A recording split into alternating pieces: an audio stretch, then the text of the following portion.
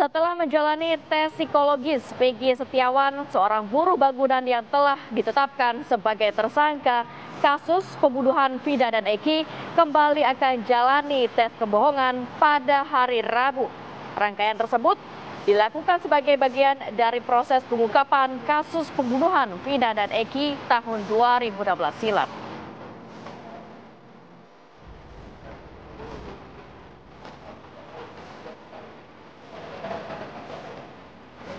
Jelang laga krusial melawan Filipina, Timnas Indonesia terus melakukan persiapan. Timnas Indonesia harus memetik kemenangan untuk mengamankan tiket lolos ke putaran selanjutnya tanpa tergantung pertandingan lain.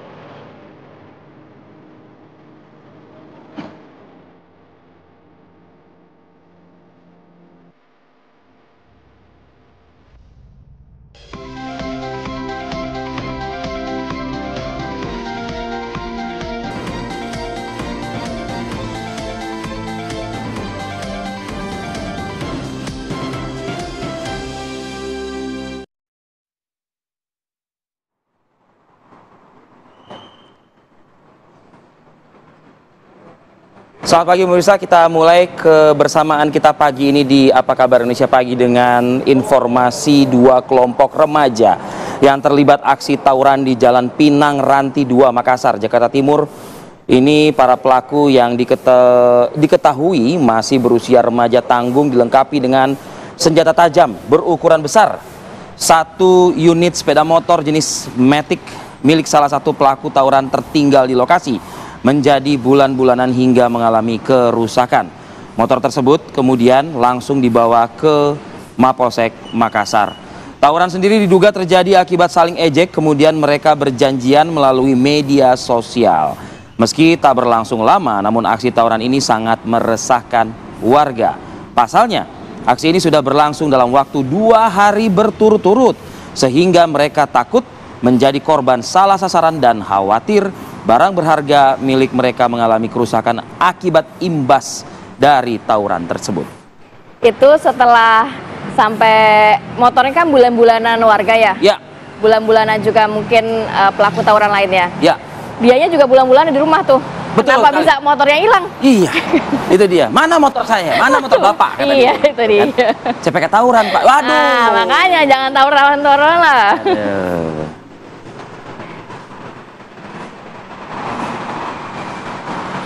Pemirsa, kita bergeser ke informasi selanjutnya. Video aksi bullying atau perundungan oleh siswi sekolah SMPN 1 Pulau Beringin, Oku Selatan, Sumatera Selatan ini viral di media sosial. Jadi video tersebut memperlihatkan salah satu siswi yang diketahui adalah siswi SMPN 1 ini melakukan perundungan terhadap teman satu sekolahnya.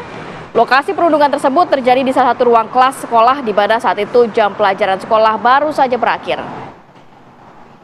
Dalam video terlihat korban berinisial EF hanya bisa menangis mendapatkan perlakuan perundungan dari temannya yang menggunakan seragam olahraga dan disaksikan oleh beberapa siswa yang ada. Dalam video juga terlihat korban beberapa kali dipukul oleh pelaku di bagian wajahnya. Pihak sekolah membenarkan kejadian ini. Dari keterangan kepala sekolah, kejadian berawal lantaran saling ejek yang berujung terjadinya peristiwa. Saat ini pihak sekolah bersama Dinas Pendidikan Kabupaten Oku Selatan telah memanggil murid dan wali murid yang terlibat dalam kejadian tersebut. Kedua belah pihak memutuskan untuk melakukan perdamaian dengan jalan kekeluargaan. Artinya tidak lanjut ke ranah hukum, bisa diselesaikan. Tapi apapun itu udahlah ya. Stop bullying. Stop bullying, stop perundungan di lingkungan sekolah pastinya ya. Belajar aja yang benar sih. Kita sama pemirsa dulu. Assalamualaikum. Assalamualaikum warahmatullahi wabarakatuh. Selamat pagi pemirsa. Pagi. Apa kabar Indonesia Pagi hadir hari ini? Kita akan jumpa lagi dengan Rati di sini. Dengan Arif Fadil di sini. Hari ini kita akan bahas apa, Vi? Kita akan bahas nih, masih ada kelanjutan ya. Kita ketahui kan Peggy kan sudah 2 hari dilakukan tes psikologi dan kabarnya esok ini akan juga dilakukan tes kebohongan atau poligraf terhadap Peggy Setiawan. Pertanyaannya apa, treatment apa yang dilakukan pada saat proses tes psikologi ini, lalu juga imbas dan dampaknya. Mungkin hasilnya ini akan merujuk kemana? Apakah juga bisa menjadi acuan untuk menuntaskan kasus Vina? Tapi selain itu, Vi, kita akan hadirkan juga Faisal Kreb langsung dari lokasi, akan membahas bagaimana peluang Indonesia melawan Filipina dalam kualifikasi Piala Dunia. Masih ada harapan. 2026. Masih ada harapan. Masih ada harapan ya. Tapi kita hadirkan dulu ya informasi yang lain. Kita bergeser ke informasi dari wilayah Jakarta. Ini satu keluarga pemirsa disekap karena diduga menggunakan uang perusahaan. Korban melaporkan adanya penganiayaan kepada pihak kepolisian.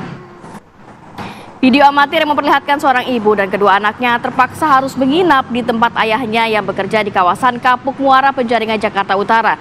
Diduga mereka ini disekap lantaran sang suami, yakni Heri Kusuma, telah menggunakan uang perusahaan sebesar 150 juta rupiah dan belum bisa mengembalikannya. Pada Senin sore, korban, suami dan istri mendatangi Metro Jakarta Utara untuk dilakukan pemeriksaan terkait penyekapan dan melaporkan adanya tindak kekerasan. Hingga kini pihak kepolisian masih belum bisa memberikan keterangan terkait adanya laporan penyekapan dan tindak kekerasan terhadap satu keluarga ini.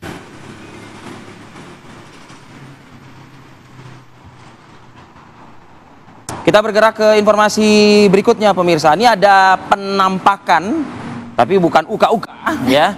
Ini real ini. Apa nih penangkapannya? Penampakan seekor buaya muara di tengah jalan, viral. Ini buaya beneran, bukan buaya darat ya? Aduh, ada di darat memang. Ada di darat. Ada di darat. Tapi penampakan dan penampilannya adalah benar-benar buaya. Benar-benar ya? buaya. Nah, jadi boleh kita lanjut? Boleh, silakan, Bi. Di tengah jalan viral di media sosial ya. Ini penampakan buaya tersebut direkam oleh pengguna jalan. Detik-detik penampakan seekor buaya muara yang direkam pengguna jalan ini, di mana di Jalan Sungai 2, Desa Sungai 2, Kecamatan Rambutan, Kabupaten Banyuasin, Sumatera Selatan. Penampakan buaya tampak sekitar pukul 1 dini hari ya, di saat kondisi jalan raya sepi. Penampakan buaya ini membuat geger warga lantaran buaya ini sering memakan hewan ternak dan diantaranya seperti ayam dan juga itik. Warga merasa khawatir karena buaya berukuran besar ini memang kerap hilir mudik begitu di sekitar pemukiman mereka. Petugas BKSDA akan berupaya mencari keberadaan buaya muara dan menangkapnya untuk dibawa ke penangkaran. Baik, semoga tidak ada lagi kemunculan buaya ini ya. Buaya di daratan khususnya ya. Karena ini kan bisa memakan makanan ternak tadi. Betul. Ada ayam. Kembalikan buaya ke habitatnya ya. Makanya rawa-rawa itu, sungai-sungai itu jangan dibikin bangunan-bangunan apa misalnya. Iya, alih fungsi jadinya kan. Itu berikan dong tempat yang nyaman juga. Sehingga hewan-hewan ini baik buaya maupun ular tidak memasuki pemukiman warga. Oke, kita bergeser ke informasi lain. Ini kita ke wilayah Banten, di mana diduga akibat kelalaian pengendara ketika melakukan pengisian BBM. Ini harap hati-hati juga ya untuk pemirsa ya. Pengisian BBM di salah satu SPBU di Kota Cilegon, Banten, ini terbakar. Jadi terbakarnya pompa BBM itu diakibatkan karena pengemudi ini masih nyolok ya. Iya, tapi udah jalan, akhirnya ketarik dan meledak juga. Ini seperti yang Anda saksikan pemirsa. Dari rekaman CCTV, kendaraan tersebut setelah mengisi BBM langsung melajukan kendaraannya saat selang pengisian ini masih terpasang di tangki mobil. Alhasil pompa BBM tertarik kemudian terjatuh hingga menimbulkan api yang cukup besar. Api cukup besar tampak membakar pompa tersebut. Beruntung para petugas yang sigap kemudian memadamkan api dengan serbuk apar. Polisi langsung mengamankan lokasi dengan memasang garis polisi dan akan memeriksa penanggung jawab SPBU sekaligus memanggil pengendara mobil yang menyebabkan kebakaran. Akibat peristiwa yang membuat panik konsumen SPBU dan warga, operasional pom bensin untuk sementara waktu dihentikan. Jadi memang penting sebenarnya kalau kita ngisi bensin itu dimatikan mesinnya, turun orangnya. Mobilnya meskipun pembayaran sekarang bisa menggunakan debit, kris dan lain sebagainya, tetap harus turun. Jadi kita juga bisa mengecek kendaraan sebelum akhirnya berangkat dari pom bensin. Tapi Rati, ketika turun pun juga pastikan mobil juga terkunci, Ti. Iya, kadang-kadang ada modus-modus. Ada tas di depan Rati atau modus nih. Rati modus nih. Oke, kita bergeser nih ke kita geser. Ini ada tiang pancang jembatan Brawijaya yang berada di Jalan Brawijaya, Kecamatan Kota Kediri. Ya, bagian sisi utaranya ini terbakar. Api dengan cepat membesar dan menimbulkan asap hitam membumbung ke udara. Api baru bisa dipadamkan 30 menit setelah 2 unit mobil pemadam kebakaran dikerahkan oleh petugas ke lokasi. Satu jalur terpaksa ditutup. Arus lalu lintas dialihkan ke Kelurahan Bandar menuju alun-alun oleh petugas kepolisian demi menjaga keselamatan. Api berasal dari bawah yang juga berisi panel-panel kelistrikan. Api kemudian meluas ke atas dan menghanguskan seluruh lapisan tiang pancang ya.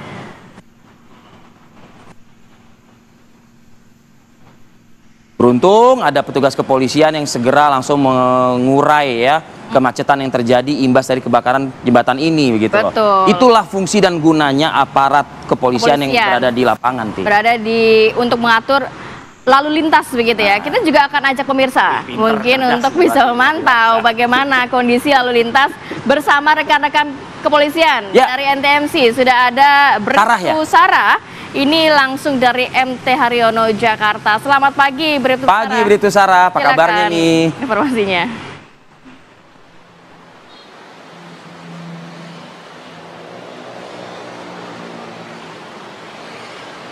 Baik, terima kasih Ratih dan Arif, serta selamat pagi pemirsa. Saat ini saya berada di kawasan MT Haryono, di mana situasi arus lalu lintas pada pagi hari ini sudah mengalami peningkatan volume kendaraan, baik situasi arus lalu lintas dari arah Halim maupun Cawang yang akan mengarah ke Pancoran.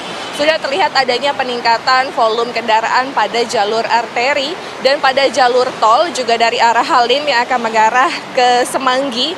Sudah dalam keadaan ramai pada jam berangkat aktivitas perkantoran.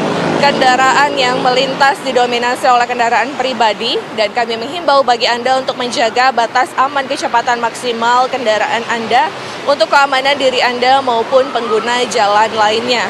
Dan dari arah sebaliknya, dari arah Pancoran yang akan mengarah ke Cawang ataupun juga Halim pada pagi hari ini masih dalam keadaan kondusif lancar. Selalu patuhi rambu lalu lintas yang berlaku saat Anda berkendara, tidak melawan arus, tidak menggunakan trotoar sebagai jalur Anda untuk keselamatan sesama pengguna jalan.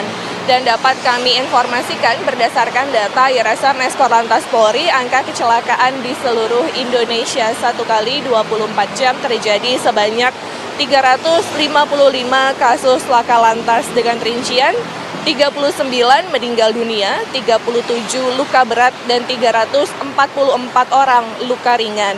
Dari 355 kasus laka lantas tersebut, 69,5% terjadi pada waktu siang hari.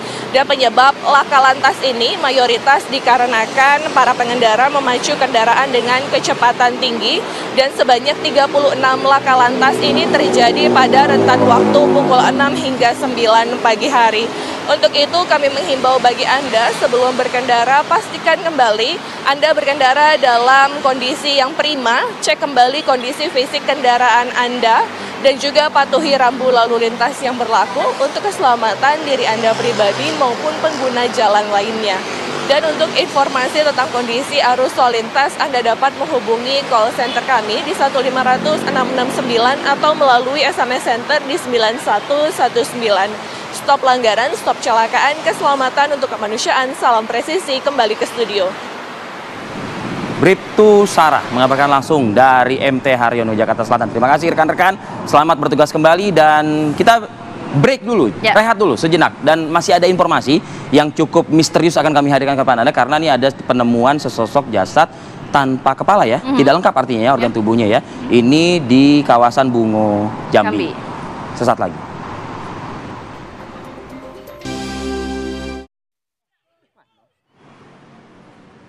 Warga Dusun Empelu, Kecamatan Tanah Sepenggal, Intas, Kabupaten Bungo digegerkan dengan penemuan mayat seorang pria tanpa kepala terbungkus karung dalam kondisi mengapung di Sungai Batang Tebo, Kabupaten Bungo, Jambi. Mayat ditemukan warga diketahui adalah Rahman, warga Desa Rantau Embacang Gedang, Kecamatan Tanah Sepenggal, Intas, yang dinyatakan hilang 2 hari lalu. Saat ditemukan warga, kondisi mayat mengapung di sungai dalam kondisi yang sudah membusuk. Warga langsung mengangkat, mengevakuasi ke darat dan melaporkan serta menyerahkannya kepada pihak kepolisian. Polisi mendapat laporan langsung menuju lokasi dan melakukan identifikasi. Dari pemeriksaan sementara di rumah sakit, terdapat beberapa luka lebam di bagian dada dan perut korban serta juga ada tanda lahir di bagian kaki. Ditemukan juga luka lebam. Dokter pun menemukan tanda-tanda luka sayatan dari senjata tajam dan kondisi jenazah memang menunjukkan sudah meninggal dalam kurun waktu 24 jam sebelum ditemukan. Baik, untuk mendalami terkait kasus ini, kita akan bergabung bersama AKBP Singgi Hermawan, Kapolres Bungo yang sudah bergabung pada pagi hari ini. Assalamualaikum, selamat pagi Pak Kapolres. Waalaikumsalam, selamat pagi Pak Kapolres. Selamat pagi. Ya, Terima Pak kasih Kapolres, terima kasih waktunya Pak.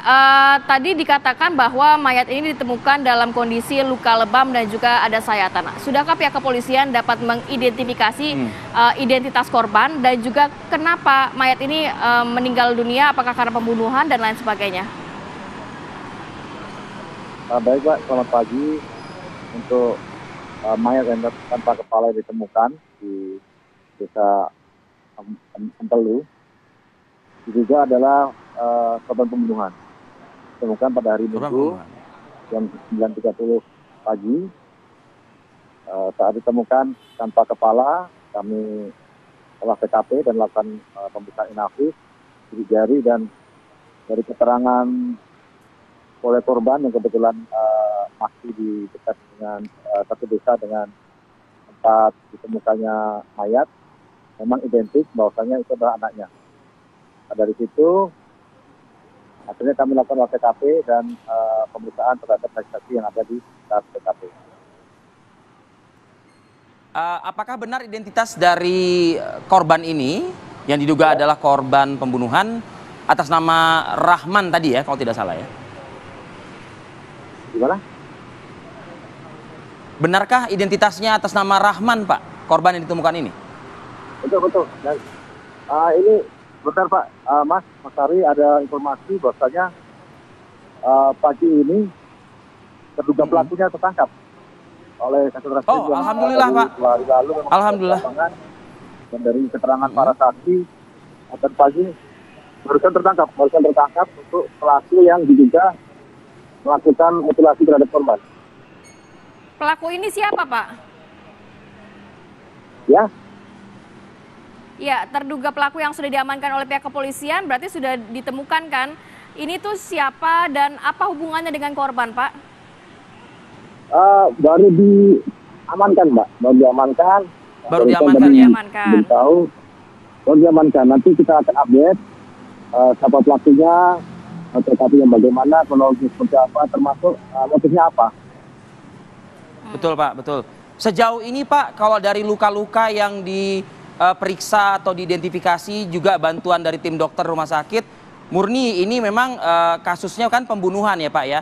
Cukup banyakkah Pak luka di tubuh korban ini Pak? Bisa dijelaskan? Untuk luka tubuh yang hasil dari otopsi hanya di leher saja. Untuk kekerasan lain di dada tidak ada.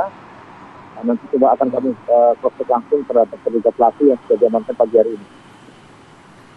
Untuk kelengkapan jasad korban Pak, apakah sudah juga ditemukan bagian kepala yang kabarnya kan terpisah ya? Aduh, terputus ya. Baik, nampaknya ada kendala komunikasi. Kita bersama Bapak Kapolres dan tadi juga sudah AKBP Singgi Hermawan tadi menyebutkan juga bahwa pelaku sudah pagi ini sudah berhasil diamankan, sudah berhasil ditangkap oleh jajaran petugas yang saat ini tentunya menyebar begitu ya di lapangan untuk mengusut dugaan kasus pembunuhan. Sepertinya kalau ada pelaku berarti sudah murni ini kasus pembunuhan ya Rati ya. Betul, dan tapi juga dikatakan oleh pihak kepolisian masih terus didalami apa motif dari pembunuhan, kemudian apa hubungan antara pelaku dan juga korban pastinya ya. Dan mengingat ini proses masih sangat dini, masih sangat baru sekali diamankan, tentu butuh proses ya petugas kepolisian untuk mendalami kasus ini, memintai keterangan, menggali keterangan dari pelaku. Yang jelas tadi diinformasikan oleh AKBP Singgi Hermawan, Kapolres Bungo, pelaku sudah diamankan. Kita belum tahu ya apakah ini bisa terus dikembangkan dalam artian pelaku satu orang atau lebih dari satu orang. Nah, ini dia. Pemirsa, Komisi Pemberantasan Korupsi memanggil Sekjen PDIP Hasto Kristianto untuk diperiksa sebagai saksi dalam kasus dugaan suap yang menjerat mantan calon legislatif PDIP Harun Masiku. Sekjen PDI Perjuangan Hasto Kristianto ini menepati janjinya memenuhi panggilan Komisi Pemberantasan Korupsi KPK pada kemarin. Hasto tiba di gedung KPK sekitar pukul 9.30 waktu Indonesia Barat didampingi 3 kuasa hukumnya.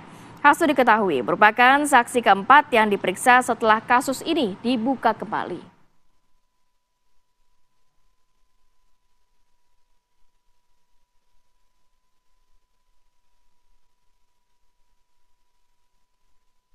Pemirsa, Menteri Pertahanan Republik Indonesia yang juga Presiden terpilih Prabowo Subianto ini melakukan kunjungan ke Yordania dalam rangka menghadiri konferensi tingkat tinggi tanggap darurat kemanusiaan untuk Gaza.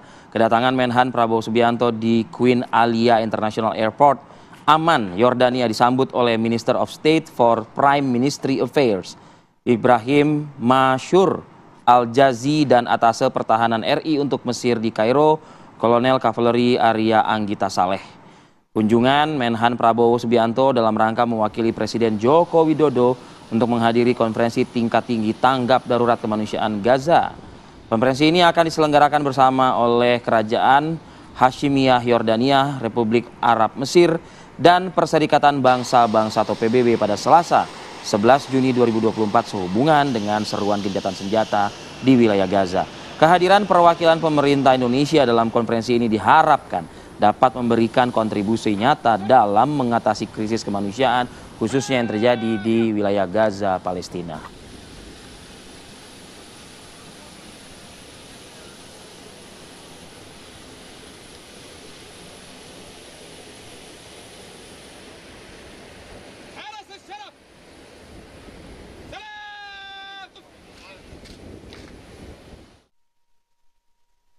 Ya, kita beralih ke informasi seputar penanganan kasus misteri Vina ya. Ini kasus Vina ini yang mana kedatangan Propam Irwasum hingga Bareskrim Polri ke Polda Jawa Barat dan Polres Cirebon beberapa waktu lalu ini diketahui untuk melakukan pemeriksaan dan pengawasan terhadap penyidik hingga Rudiana yang merupakan ayah almarhum dari Eki korban pembunuhan pada 2016 silam bersama Vina. Dan untuk memastikan apakah pengungkapan kasus tersebut sudah sesuai prosedur atau tidak.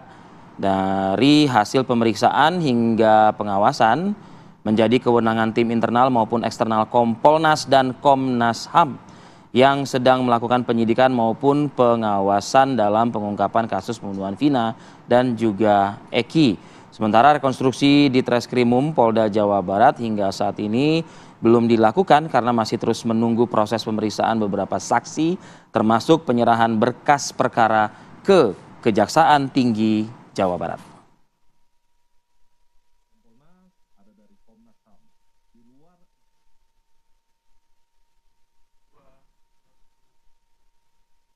Pemirsa, semenjak kasus pembunuhan Vina dan Eki ini kembali diusut, Polda Jawa Barat ini sudah memeriksa 68 orang saksi. Selain itu juga Peggy Setiawan, tersangka kasus pembunuhan ini juga sudah menjalani tes psikologis forensik dan rencananya Rabu mendatang akan menjalani tes kebohongan. Berikut informasinya. Sejauh ini penyidik di Treskrimum Polda Jawa Barat telah memeriksa terhadap lebih kurang 68 saksi dan meminta bantuan beberapa ahli. Polda Jawa Barat saat ini telah melakukan pemeriksaan psikologi forensik terhadap tersangka PS.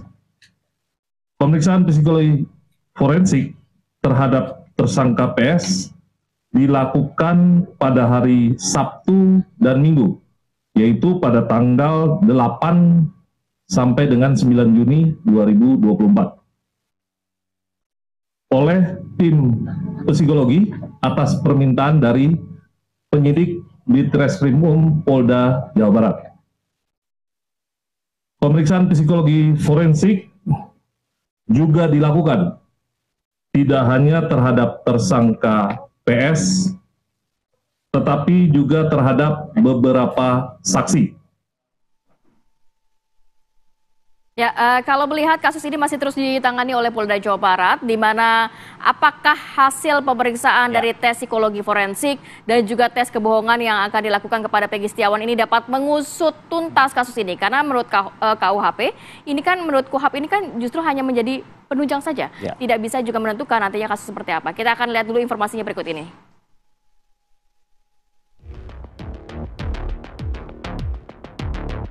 Peggy Setiawan, seorang buruh bangunan yang telah ditetapkan sebagai tersangka pada bulan Mei lalu, masih terus menjalani pemeriksaan. Peggy, yang disebut-sebut sebagai otak pembunuhan Vina dan Eki, terus mengelak akan keterlibatannya. Pemeriksaan demi pemeriksaan pun telah dijalaninya. Hari Sabtu dan Minggu kemarin, Peggy Setiawan menjalani tes psikologis selama kurang lebih 7 jam. Peggy Setiawan menjalani pemeriksaan tes psikologi di Mapolda Jawa Barat. Tes ini dilakukan sebagai bagian dari proses pengungkapan kasus pembunuhan Vina dan juga Eki pada tahun 2016 silam. Ada 3 psikolog dari luar Polda Jawa Barat yang melakukan tes psikologi kepada Peggy Setiawan. Dalam tes ini pula juga didalami terkait pola asuh dan tumbuh kembang dari Peggy Setiawan ketika berada di usia 18 tahun. Kuasa hukum Peggy menjelaskan bahwa tes psikologi ini sebagai bentuk upaya kepolisian untuk lebih berhati-hati agar tidak ada salah duga dalam kasus ini. Tak hanya menjalani tes psikologi, Peggy juga dijadwalkan akan menjalani tes kebohongan pada hari Rabu esok. Lantas, seperti apa tes kebohongan yang akan dijalani Peggy? Akankah hasil tes psikologis dan tes kebohongan mampu melepaskan Peggy dari jerat hukum? Atau justru hasil kedua tes tersebut semakin menasbihkan Peggy sebagai dalang pembunuhan Vina dan Eki? Tim TV One mengabarkan.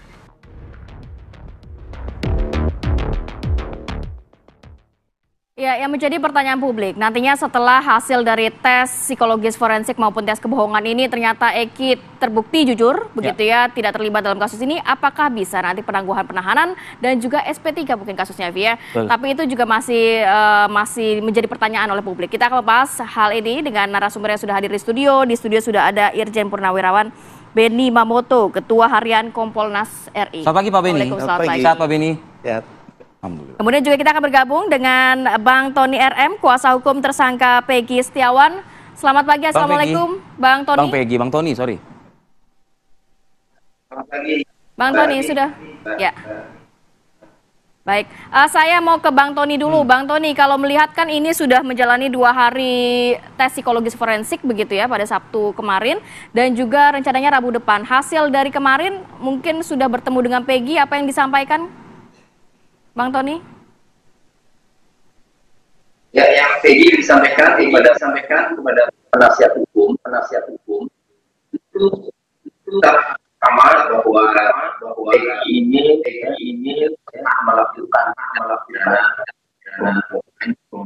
di mana disangkakan juga dalam pemeriksaan yang apapun dalam rangkaian PG tetap menyampaikannya secara kompeten bahwa dia tidak pernah. Bang Tony, mohon maaf nih, kita kurang begitu jelas ya audio yang kita dengar di sini.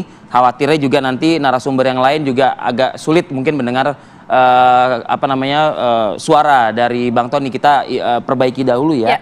Komunikasi kita, tapi sebelumnya saya ke Pak Benny Mamoto. Pak Benny, dalam sebuah pengungkapan kasus dibutuhkan memang segala alat penunjang gitu ya. Salah satunya adalah tes psikologi forensik dan juga ada poligraf yang akan dilakukan. Seberapa signifikan? Karena kalau beberapa pakar hukum menyatakan harus didasari dengan 2 alat bukti kuat kan seperti itu. Nah, apakah ini bisa dijadikan hal seperti itu oleh pihak penyidik? Ya, yang pertama kita sama-sama mengikuti apa yang terjadi, di mana saksi merubah keterangan, saksi memberikan keterangan di media, tapi ternyata dikonfirmasi dengan BAP 2016 beda, bingung sendiri. Artinya di sini ada hal yang kemudian bias. Bias bisa karena dia nonton film terpengaruh, kemudian bias karena dia ikuti di medsos dan sebagainya.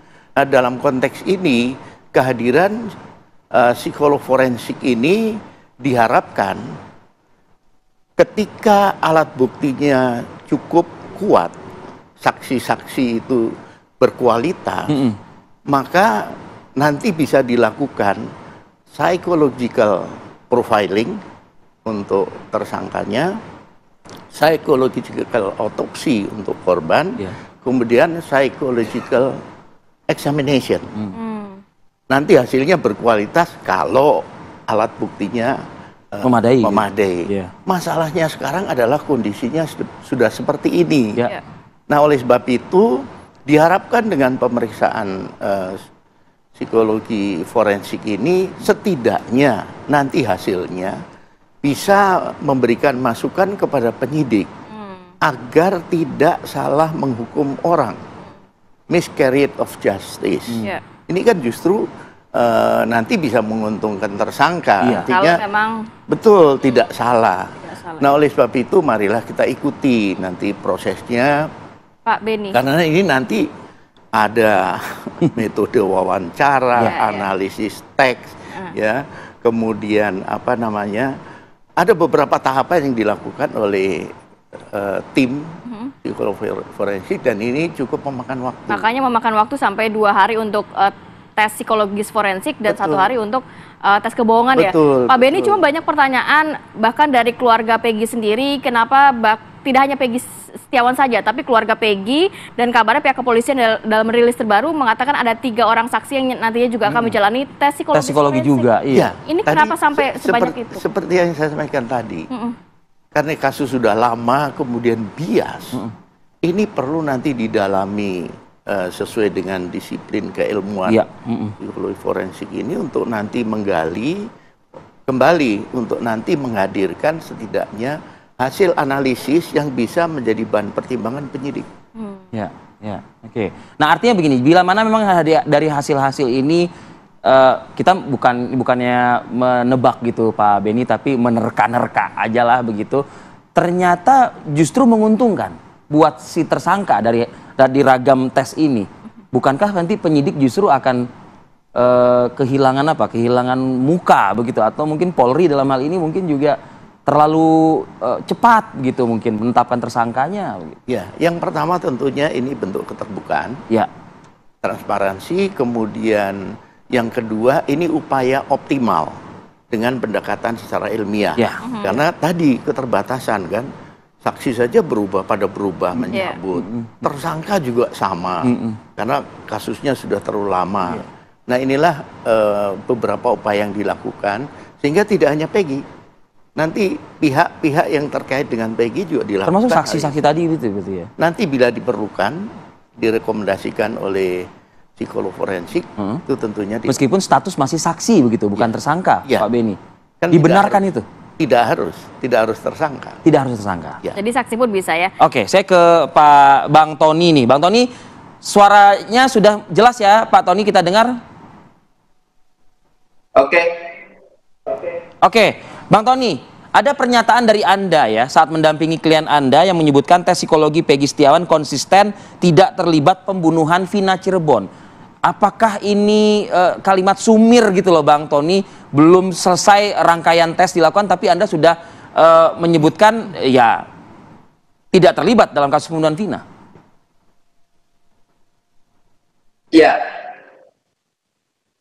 kami menilai begini ya, kami berpendapat begini, penyidik dalam menggunakan ahli itu pasti secara objektif memang mengatakan agar membuat terang, tetapi secara subjektif penyidik itu sedang mencari alat penguat, sedang mencari alat bukti atau petunjuk yang menguatkan sangkaan penyidik terhadap Peggy Setiawan, terhadap tersangka Peggy Setiawan yang dituduh, yang disangka melakukan tindak pidana. Jadi ahli itu untuk menguatkan itu pasti ya, ahli itu. Jadi misalnya begini, ada peristiwa jual beli yang bisa saja perdata, bisa saja pidana, ya, jual beli itu, ya, kemudian dibohongi, ternyata barangnya sudah dijual dulu oleh penjual kepada orang lain, maka penyidik biasanya menggunakan ahli, ya, apakah ini pidana, apa perdata, pasti tujuannya untuk menguatkan, udah pasti. Nah, kemudian untuk Peggy, karena kami yakin, ya, Peggy ini tidak melakukan, tidak berbuat, bukan pelaku pembunuhan, maka meskipun penyidik ya secara objektif dia ngomong bahwa ini untuk memperterang, siapa tahu nanti hasilnya itu bisa memperterang bahwa bisa saja untuk agar hati-hati lah. Tetapi tujuan penyidik sudah pasti ya, bahwa siapa tahu dengan psikologis ini akan membuat terang ada hubungannya kepribadian Peggy, sifat-sifat Peggy ini adalah seorang psikopat, seorang pembunuh. Nah, melihat itu, ya, karena kami sebagai penasihat hukum yang sudah tahu Peggy Setiawan tidak melakukan pembunuhan, Peggy Setiawan menjawab dengan konsisten, maka dilakukan dengan cara apapun, ya, penyidik mau dengan ahli, mau dengan apa, tetap kami optimis. Itu maksudnya. Bukan berarti setelah dites psikologis itu kemudian Peggy tidak terbukti. Bukan, ya. Artinya penyidik meskipun menggunakan ahli-ahli termasuk ahli psikolog yang untuk mencapai tujuannya bahwa Peggy berpotensi melakukan tindak pidana, maka karena kami yakin Peggy bukan pelaku, tidak melakukan tindak pidana, maka kami yakin optimis. Itu maksudnya, bahwa Peggy mau dilakukan dengan cara apapun, Peggy bukanlah pelaku tindak pidana. Itu. Begitu maksud saya. Oke, Bang Tony, nanti juga mungkin juga boleh diinformasikan kepada kita apa yang kemarin didalami oleh pihak kepolisian selama 2 hari menjalani tes psikologis forensik. Belum lagi nanti itu juga termasuk 2 pihak keluarganya Peggy juga ya. Kemudian juga melihat nantinya justru kan bisa menguntungkan Peggy. Kalau memang Peggy ini dianggap jujur, hasilnya baik begitu, mungkin bisa juga pihak kuasa hukum meminta penangguhan penahanan, bahkan mungkin SP3. Nanti akan seperti apa kita akan bahas lagi di segmen berikutnya, tetap bersama kami.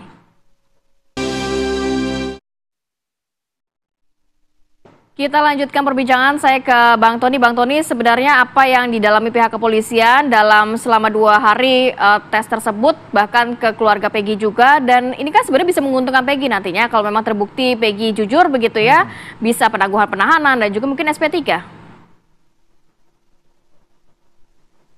Ya harusnya tidak perlu kami minta penangguhan penahanan atau kami memohon, tidak perlu. Penyidik itu seharusnya objektif. Kami saja, tim penasihat hukum ini, menghormati langkah-langkah yang dilakukan penyidik ketika mau memeriksa Peggy Setiawan secara psikologis, ya. Kemudian penyidik sampaikan tujuannya adalah supaya lebih hati-hati dalam melanjutkan perkara ini. Kami kooperatif, kami mempersilahkan, karena kalau tujuannya itu memang apa yang disampaikan itu betul.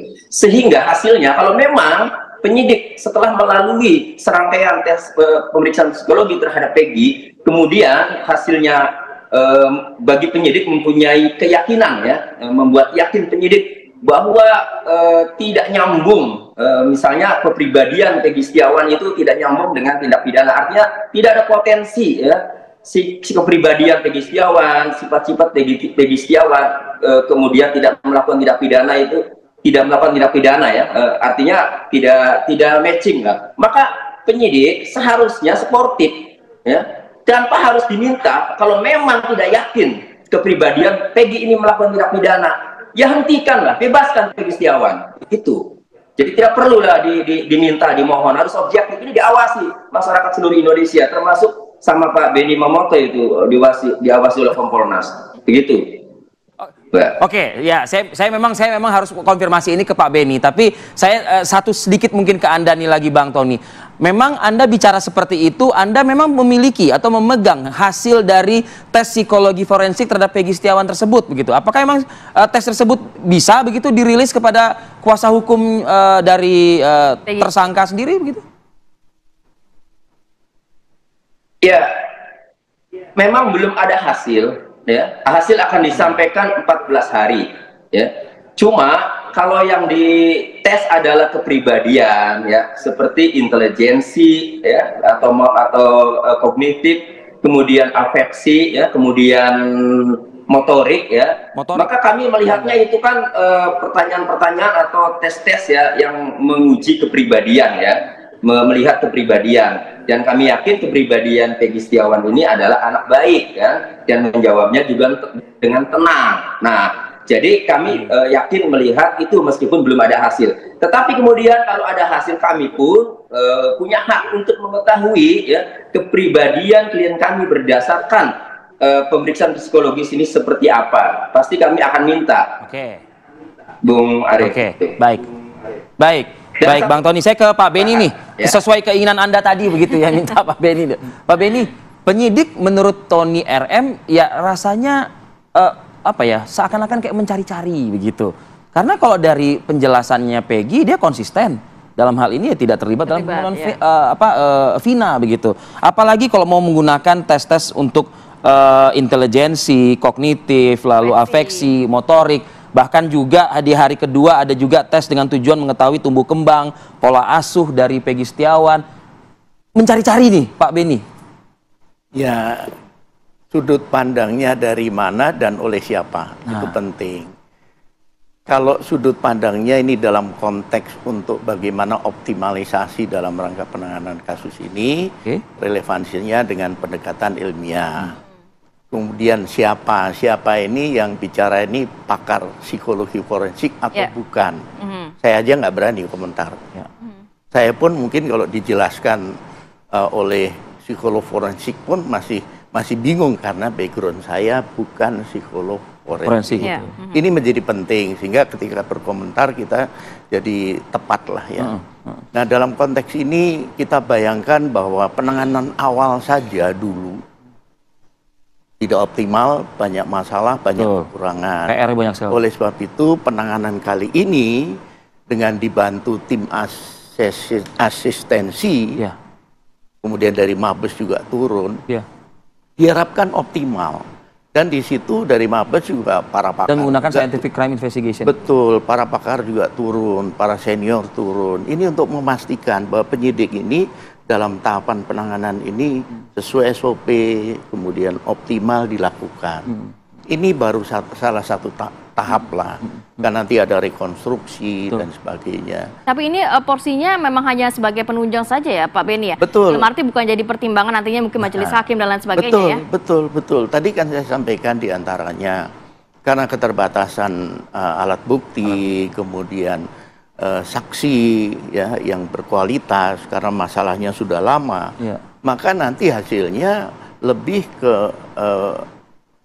advisory kepada penyidik supaya tidak miscarriage of justice, salah orang.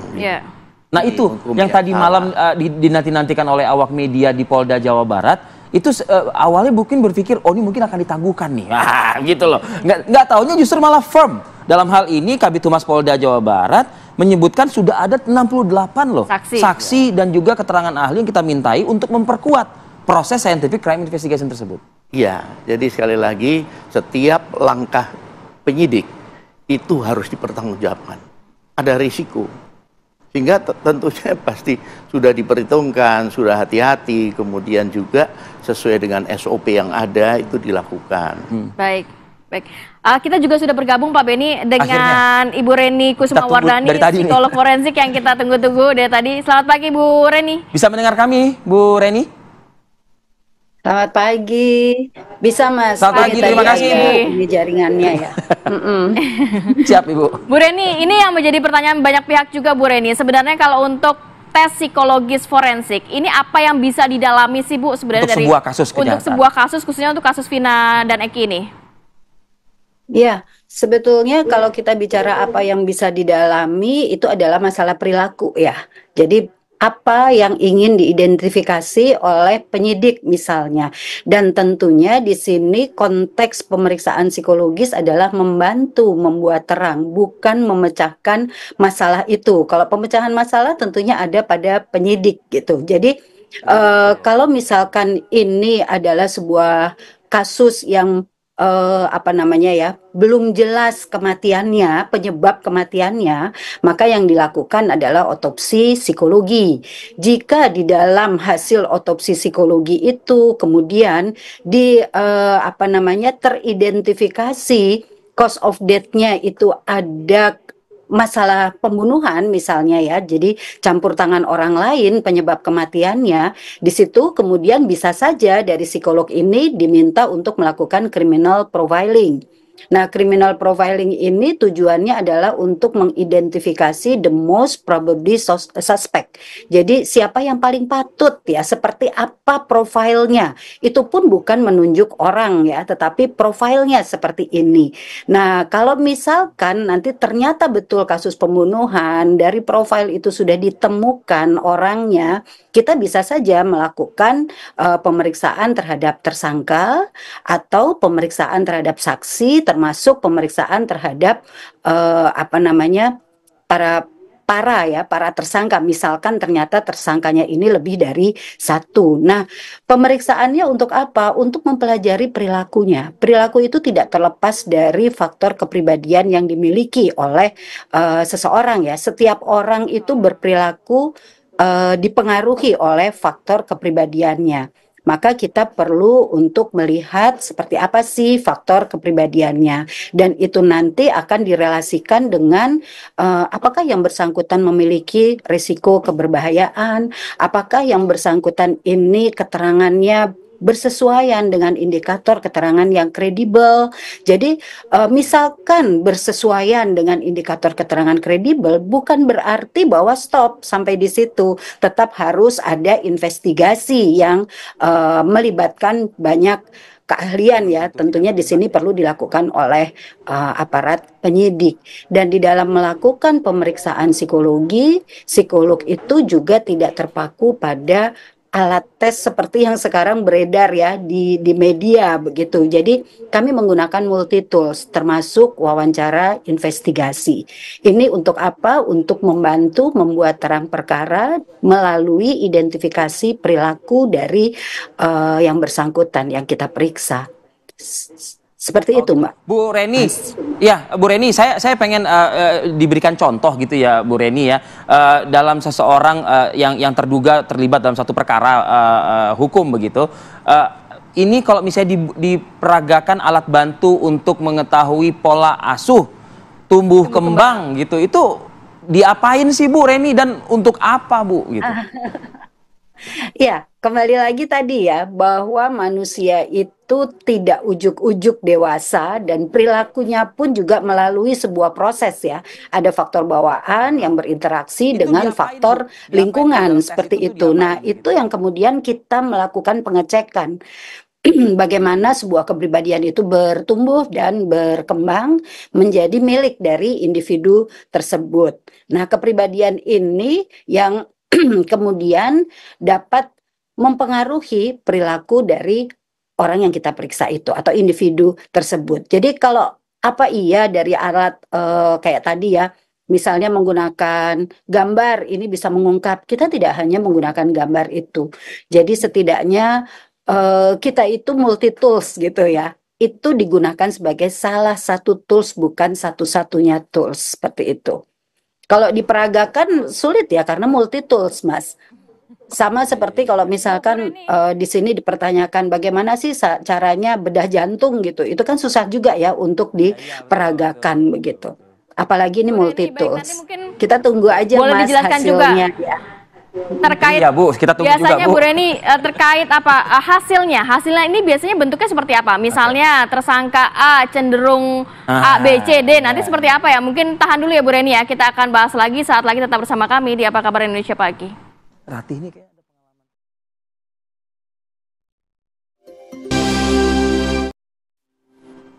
kembali lagi di Apa Kabar Indonesia Pagi pemirsa. Sejenak kita akan coba update ya bagaimana perkembangan penanganan kasus pembunuhan Vina ini. Khususnya tadi malam kita ketahui memang Polda Jawa Barat menyampaikan konferensi persnya di hadapan awak media. Kita bergabung dengan reporter kami Kurnia Amal yang juga sudah berada di lokasi. Amal, informasi dari Anda.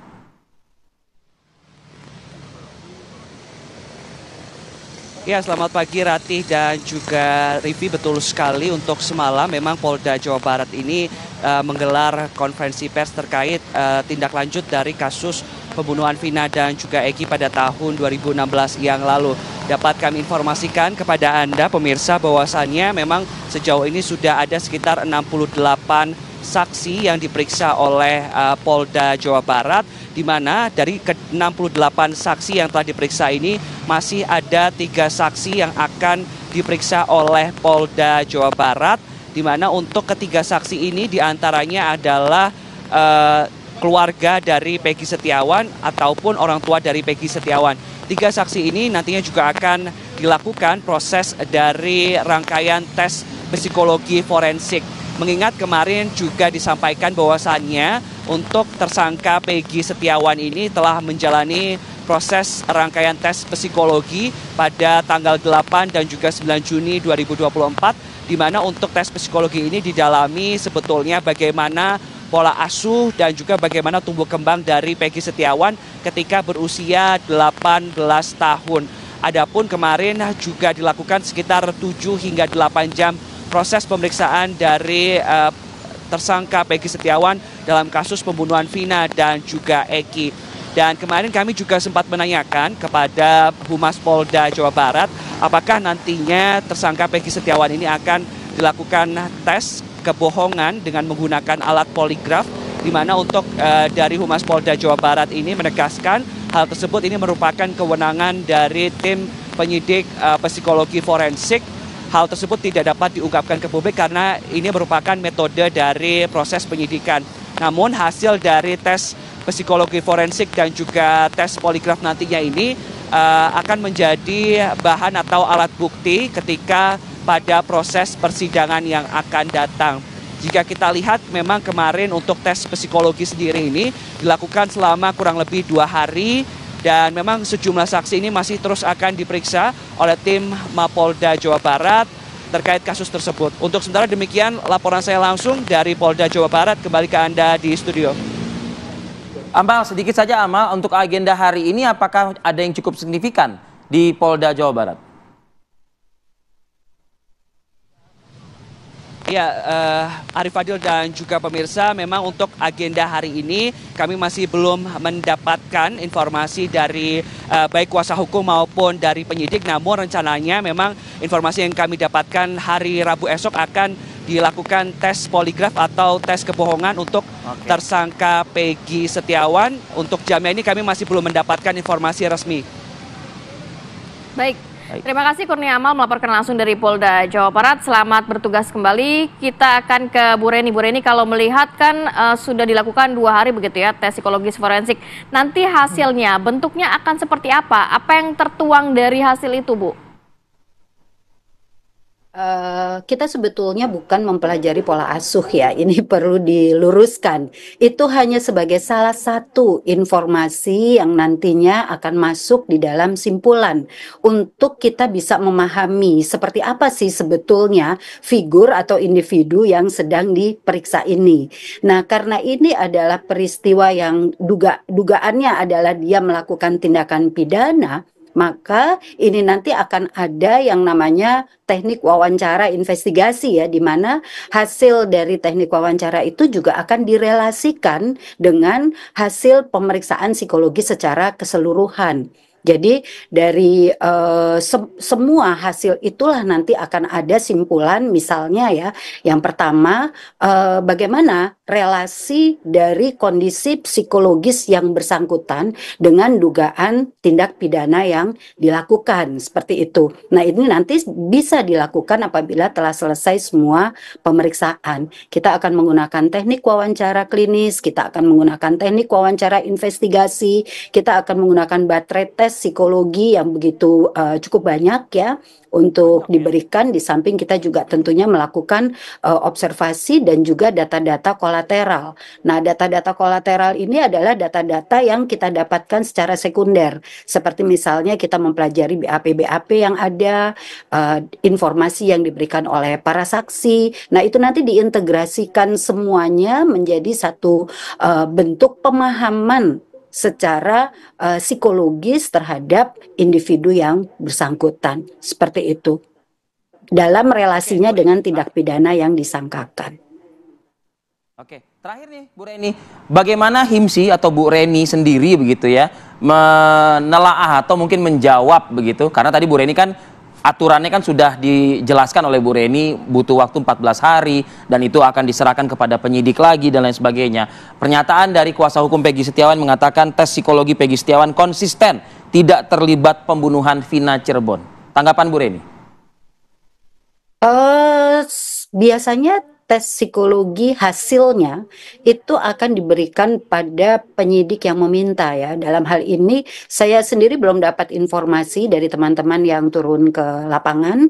Jadi hasil itu jika sudah ada baru bisa kita simpulkan. Kita tidak bisa menarik sebuah simpulan sebelum semua data bisa diintegrasikan begitu. Jadi kalau tadi ya menurut penjelasan baru 2 hari dilakukan, ini masih berproses, kita belum selesai dan dari sebagian atau sepenggal proses itu belum bisa ditarik kesimpulan apapun.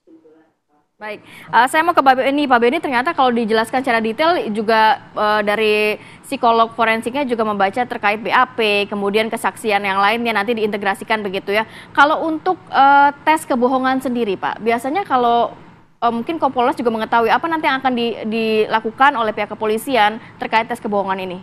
Ya, ini salah satu instrumen yang digunakan. Instrumen lain ya? Ya, dan sekali lagi saya juga nggak berani untuk menjelaskan hal teknis itu. Core ilmu ini Pak. Bukan ilmu saya, background saya di situ. Jadi nanti hasilnya juga akan dikembalikan. Tapi sampai penyidik membutuhkan metodologi ini begitu Pak? Ya, itu hal yang biasa dalam proses penyidikan. Oke. Biasanya untuk case seperti apa sih penyidik ini membutuhkan mungkin tes psikologis forensik, tes kebohongan? Ya, yang pertama tentunya kasus yang kompleks ya. Kompleks, kemudian kasus-kasus yang dari proses penyidikannya sendiri ini banyak masalah, banyak kendala, sehingga perlu backup.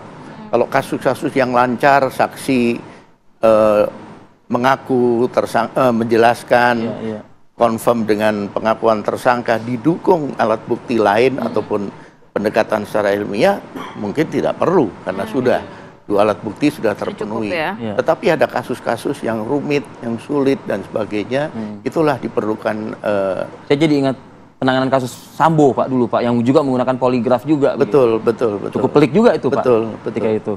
Oke, baik, saya ke Bang Tony. Terakhir Bang Tony, menjelang esok hari yang disebut-sebut akan dilakukan tes poligraf atau uji kebohongan gitu ya, tes kebohongan untuk klien Anda. Bagaimana kondisi klien Anda saat ini menghadapi tes tersebut, Bang Tony?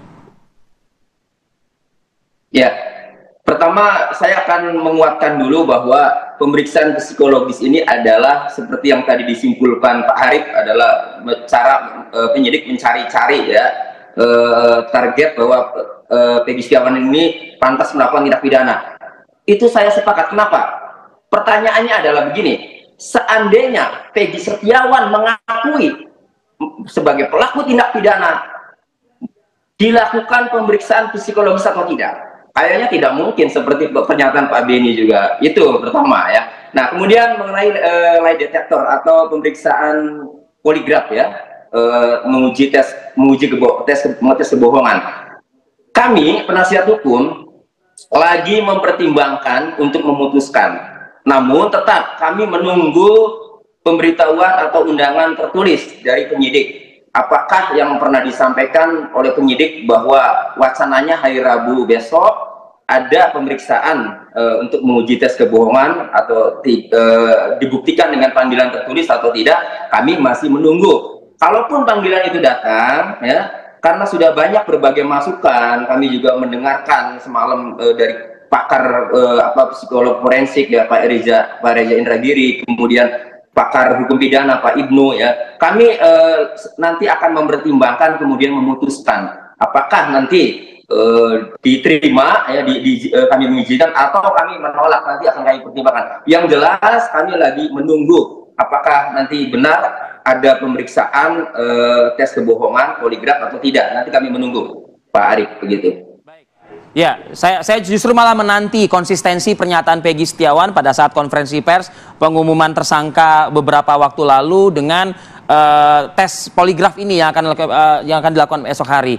Ya, kalau dari Anda mungkin semoga ini konsisten juga begitu ya, mungkin ya Bang Tony ya. Terima kasih atas waktunya Bang Tony. Kemudian Bu Reni dan juga Pak Beni sudah hadir pada pagi hari ini. Sehat selalu. Kita nantikan bagaimana perkembangan kasus kematian Vina dan juga Eki, dan juga bagaimana esok hari ya, rencananya pihak kepolisian Polda Jawa Barat akan memeriksa tes kebohongan kepada Peggy Setiawan.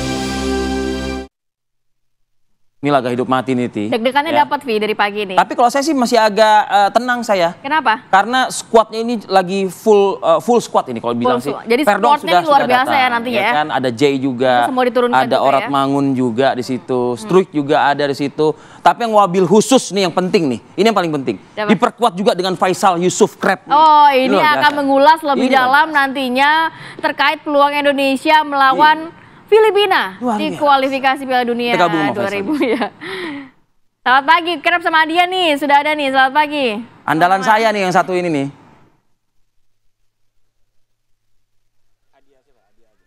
Baik, selamat pagi Alfat Kabarati dan juga pemirsa TV One. Hari ini saya Adian Wari dan juga Faisal Krep. Kita hari ini akan bincang-bincang ya. Hari ini akan membahas bola terkait laga krusial untuk mengunci satu tiket lolos ke kualifikasi Piala Dunia round ketiga 2026. Betul, hari ini pertandingan juga jam itu juga 7 malam. satu tiket kita lolos langsung ke Piala Asia akan berlangsung di Arab Saudi 2027 mendatang.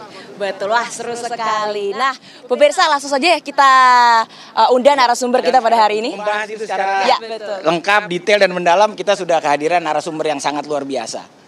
Yang pertama mungkin ada pengamat sepak bola yang sudah tidak asing lagi, Bang Hardy Menkoto. Selamat pagi, Bang. Selamat datang, sehat Bang?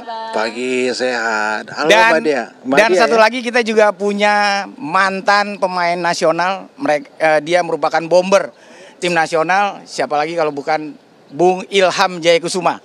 Selamat pagi. Selamat pagi. Assalamualaikum warahmatullahi wabarakatuh. Pagi. Alhamdulillah sehat.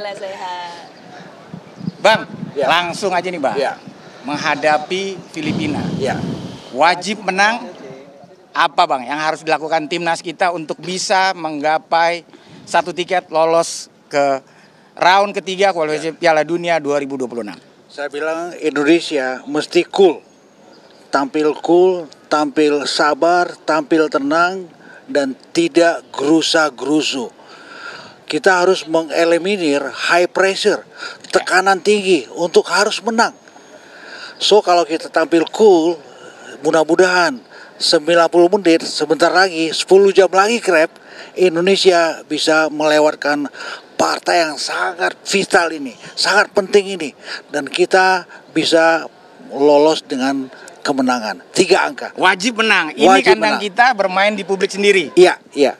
Nah, Adia, nggak afdol juga kalau kita nggak nanya langsung nih. Ini pelaku lapangan hijau yang sekarang aktivitasnya melatih EPA U20 Persita Tangerang. Bang Ilham, mungkin sedikit. Bang Ilham sebagai mantan pemain, melihatnya seperti apa?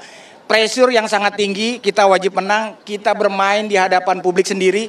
Sebagai pemain, mantan pemain, mungkin apa yang harus diantisipasi oleh para pemain untuk mengatasi pressure yang sangat tinggi ini, Bung Ilham?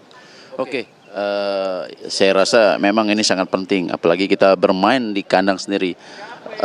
Wajib menang, apapun itu. Jangan kita mengandalkan hasil yang lain, ya kan? Terutama lawan nanti terakhir ini lawan Filipina, kita harus menang. Menghadapin pressure yang memang yang pernah saya hadapin, apalagi butuh menang kita.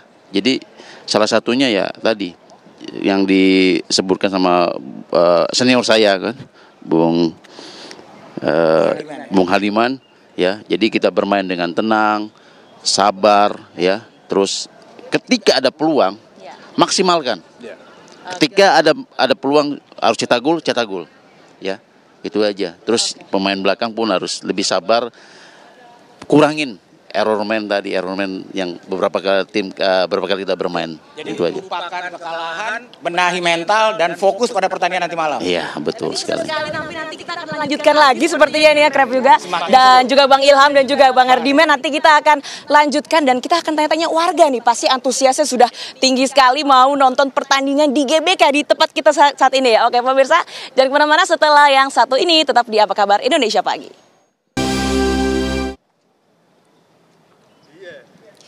Pemirsa, kembali lagi di Apa Kabar Indonesia Pagi. Masih bersama saya Adian Wari di GBK Gelora Bung Karno. Dan saat ini pemirsa, saya mau nanya nih dengan beberapa warga yang sepertinya penggemar berat dari Timnas Sepak Bola Indonesia. Nah, ini ada abang-abang sekalian nih. Boleh kesini dong abang-abang. Wih, rame banget ini. Siapa aja namanya Bang? Saya Alex. Ini mukanya familiar nih kayaknya ya. Ya, biasa. Oke, ini Mas siapa Mas? Saya Tirto. Mas Tirto. Masnya Mas siapa Mas? Wawan. Mas Wawan? Fahbi. Oke, boleh ke tengah sini Mas. Nah, malam ini kan pertandingan Indonesia versus Filipina. Prediksi skornya berapa nih masing-masing? Saya kayaknya Indonesia menang besar nih. Menang berapa ya, kira-kira? 3-0 tanpa balas. 3-0 tanpa balas. Kenapa? Seperti itu, pede sekali nih. Karena Indonesia itu sudah biasa keluar dari lubang jarum. Oke. Dia main di depan pendukung sendiri, percaya dirinya luar biasa. Dan yang kedua, Filipina itu juru kunci. Jadi otomatis semangatnya luar biasa untuk lolos, apalagi Indonesia nggak mau tuh memberikan nasibnya kepada tim lain. Jadi dia akan berjuang untuk menentukan nasibnya sendiri. Itu saya optimis menang besar tanpa balas. Ya. Yang lainnya juga optimis ya? Optimis. Prediksi skornya berapa nih? Kalau tadi kan 3-0, Ya. kalau Abang berapa? Kalau saya 2-0. 2-0. Kalau saya 3-1. 3-1. Masih ada 1 ya buat Filipina ya? Saya 4-0. 4-0. Saya yang penting menang. Yang penting menang berapa aja skornya ya berarti. Kalau pemain favoritnya nih dari timnas sendiri, siapa aja nih? Untuk pemain lokal atau mungkin pemain-pemain lain? Satu yang paling spesial buat saya adalah penjaga gawang Hernando. Kenapa dulu pertanyaannya? Kenapa itu? Iya, karena dia satu-satunya kiper lokal dari Persebaya Surabaya. Salam satu nyali, Wani. Satu nyali. Nah yang lain nih, pemain favoritnya siapa aja sih nih?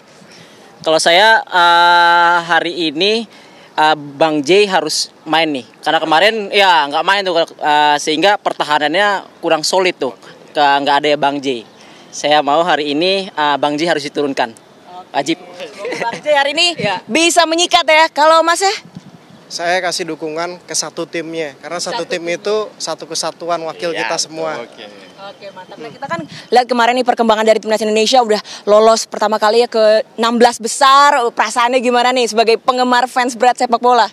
Ya, sangat luar biasa lah. Ini kan rekor terbaik juga di timnas. Semua harapan publik sepak bola Indonesia juga ingin Indonesia berprestasi, dan ekspektasi itu sudah mulai terlihat, dibuktikan oleh Garuda saat ini. Luar biasa. Kalau untuk sejauh ini nih, menurut mas-mas sekalian, strategi yang digunakan gitu oleh Sintayong nih, sejauh ini seperti apa sih? Siapa? Saya?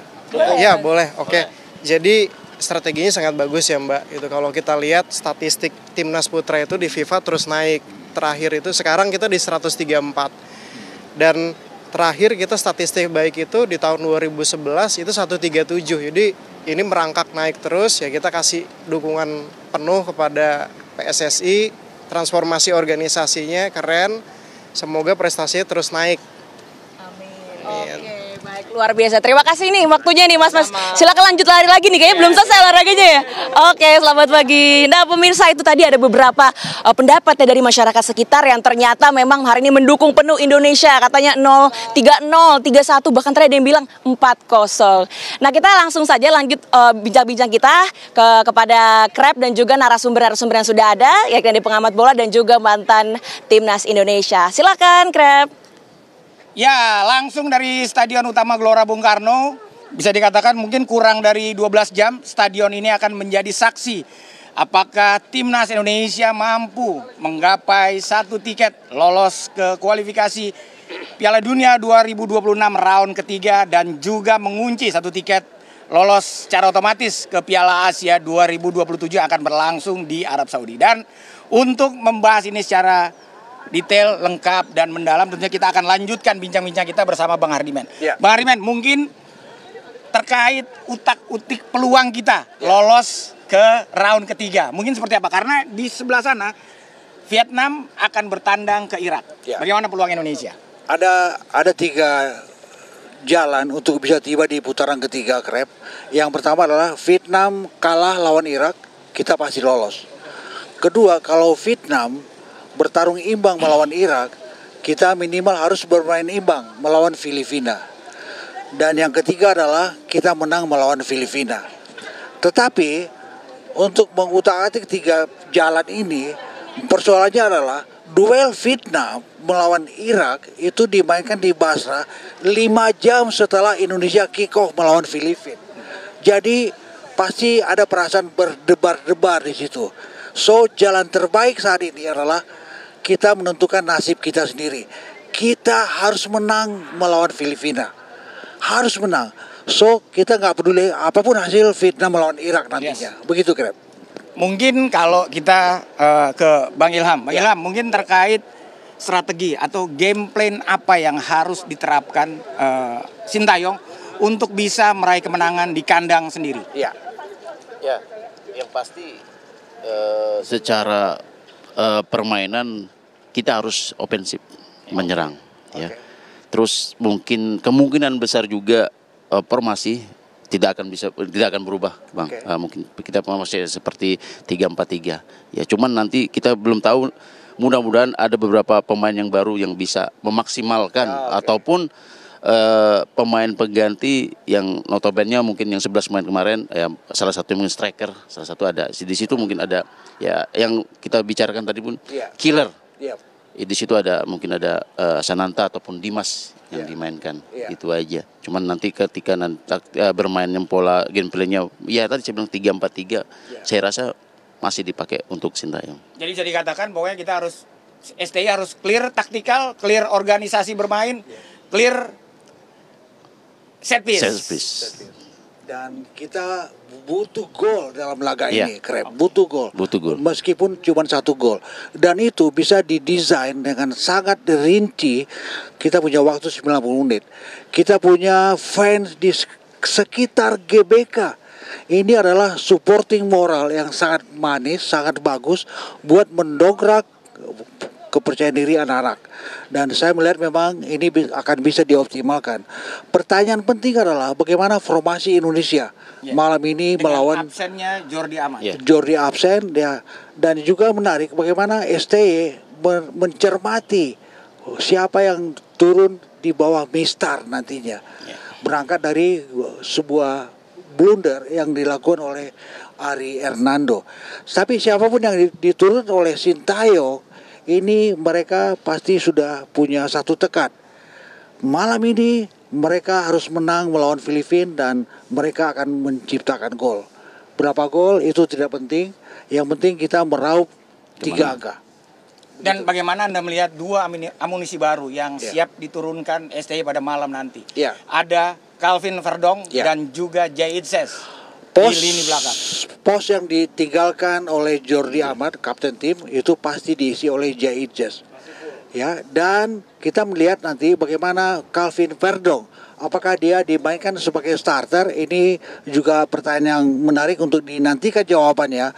Tapi saya melihat memang belum bisa diturunkan karena mungkin soal adaptasi. Sintayong lebih memilih anak-anak yang sudah lebih punya chemistry dengan satu sama lainnya. Itu menurut saya. Terakhir mungkin Bung Ilham terkait lini depan kita yang masih menjadi catatan. Sebagai mantan penyerang timnas kita mungkin. Kita butuh killer ya. Iya, itu tadi. Salah satunya killer.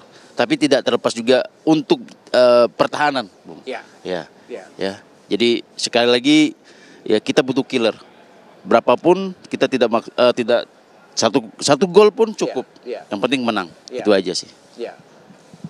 Oke, Mirsa, nampaknya bincang-bincang kita masih akan terus berlanjut. Kita saksikan setelah ini tetap di Apa Kabar Indonesia Pagi.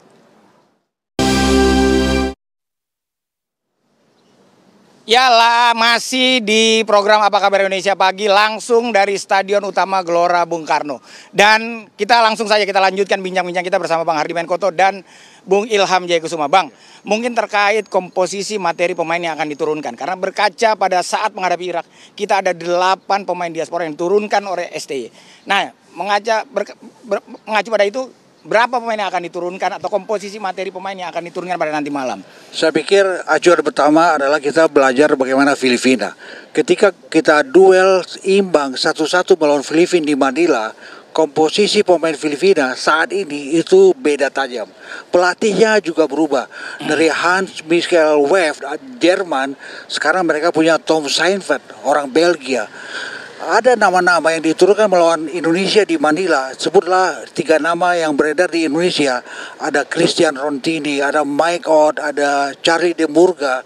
Ketika mereka kalah 3-2 melawan Vietnam di Hanoi, nama-nama ini itu tidak dimainkan sama sekali. Bahkan di line up juga tidak kelihatan. Dan saya melihat memang seharusnya Sintayong sudah belajar bagaimana mencermati Filipina saat ini ketika mereka duel melawan Vietnam di Hanoi. Dan dari situ baru Sintayong belajar menyusun bagaimana komposisi terbaik. Acuan pertama adalah patron. Ya, bagaimana skema kita? Apakah tetap dengan 3-4-3 patron yang menjadi favorit Sintayong atau diubah sebutlah menjadi 4-3-1-2 nantinya. Dan saya melihat memang nama-nama yang bakal diturunkan oleh Sintayong, saya lebih melihat second line ini menjadi kunci karena ini adalah dirijen dalam sebuah tim.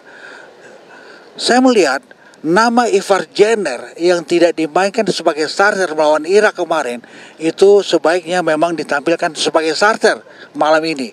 Dan boleh jadi misalnya Verdong itu yang juga multitask di placing sebagai flanker kanan, dan ini akan menambah speed anak-anak Indonesia.